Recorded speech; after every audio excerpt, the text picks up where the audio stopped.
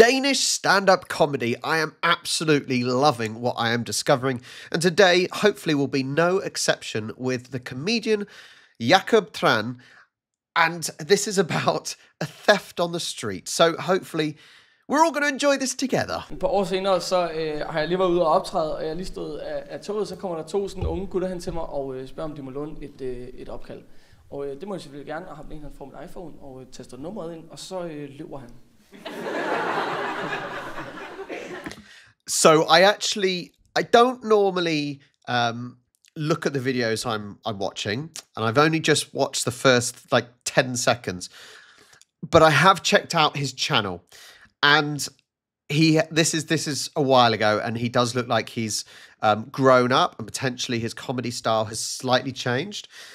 But what you're going to see in this video, and I haven't watched it properly, but what you're going to see in this video is post-edited with an actual movie-like situation, i.e. what he's talking about going on, and you can visually see it. Now, I love that he's done that on his video, and he possibly done it on others, but I love that he's done it for a different audience. He's done this live, right? But for a YouTube audience, he's created this visual on screen. I think that is quality. That is so clever of him to do. So big up to him. Men det er ikke engang det mest absurde i den her situation, at han løber. Det mest absurde i den her situation er, at hans ven bliver stående tilbage. What? Så der er lige sådan et par sekunder, hvor mig og vennen bare står og har sådan lidt akavet øjenkontakt, imens vennen, der bare løber, står og bare sådan...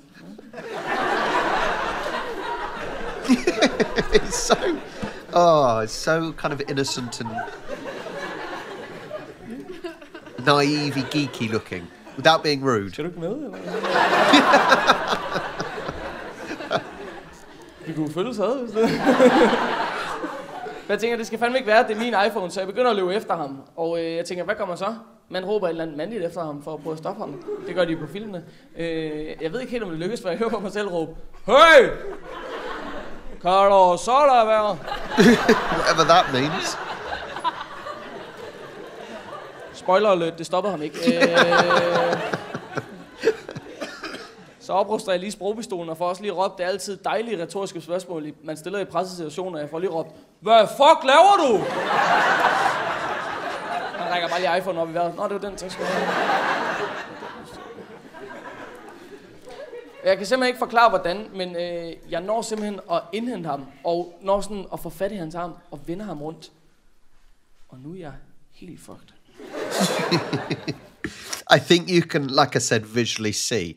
This is not trying to be disrespectful to Jakob, but he's not the butchest, manliest of men. And that's fine. That's fine. So actually telling this story makes it funnier because clearly the type of person he is. If he's been mugged, is he really the scariest person to try and get his phone back? Probably not. Is he going to intimidate? Probably not. But that adds to the comical effect of his actual of his joke. Jeg ved ikke, men jeg er nødt til at gøre et eller andet. Så jeg skynder mig lige at tage fat om ham. Og løfter ham. Og indser ret hurtigt, det er sådan et akavet, det her. Især fordi jeg løfter ham ned på lårene, så hans røv lige her. Jeg kan lugte, han er nervøs. Og så får jeg sådan lagt ham ned alt for blidt i forhold til, det burde være et slagsmål der. Jeg tror, at jeg sådan støtter hans hoved mod asfalten. Så min dreng. Så prøver han sådan at komme væk ved sådan at slå mit ben, og jeg er sådan, ej, hvor er det moderat irriterende til dig.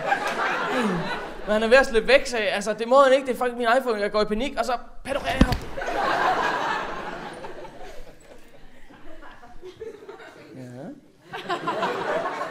Det skal måske også lige siges, det var ikke sådan en panorering, tror jeg, om for skuldrene af. Det var mere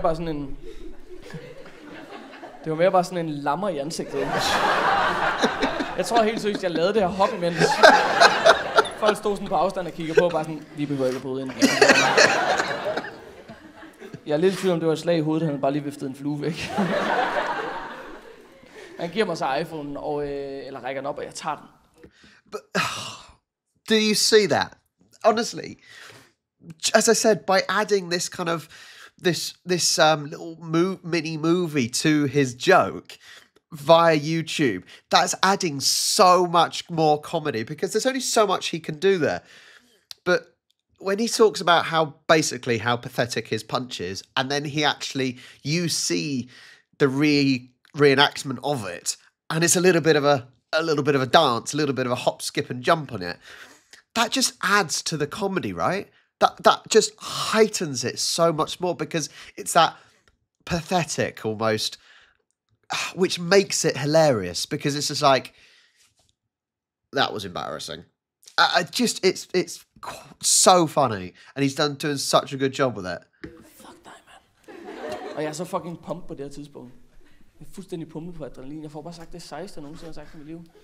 Jeg har overhovedet ikke tænkt det igennem. Jeg kigger ham bare dybt i øjnene og siger, jeg håber for din egen skyld, at jeg aldrig ser dig igen.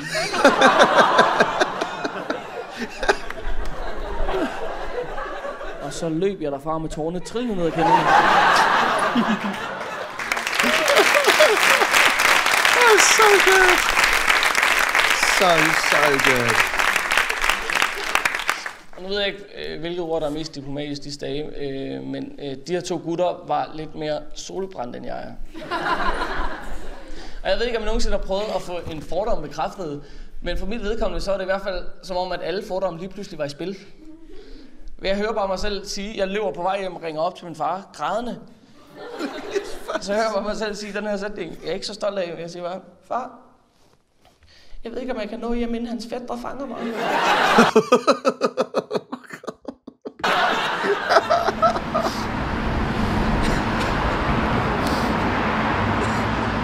That is so good. As I say, that extra footage that he puts on top has just raised this way above to the next level of comedy, and he's making the most of doing his performance in a live show, and then putting it on YouTube.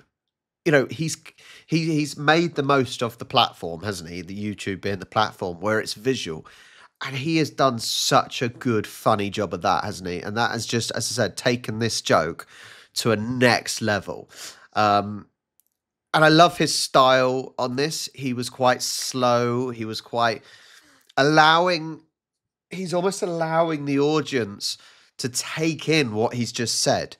I hope that's what he's doing in terms of each pause after each kind of long sentence is allowing the audience to visualize what's happening. Now, that's on the stage show. This, obviously, it's allowing time to show the actual acting going on here, quality acting. Maybe you should take that up. So it's allowing that. I just think this style has absolutely smashed it out of the bag and just given a completely new element of comedy to this, using YouTube, the platform, absolutely perfectly to his sketch. So very, very good. He does not look quite like this anymore. He looks a little bit more grown up, but that was quality. So good. Once again, Sebastian for translating this Danish to English for me. I'm so appreciative, one of those words. But I'm also very appreciative of you guys for watching. This is what allows me to keep doing this. So please do like this video. Show YouTube that you enjoyed the video. Press the hype button if you're able to do that. Sometimes you can. Subscribe, and all the socials are down there. And I will catch you on the next one. Goodbye.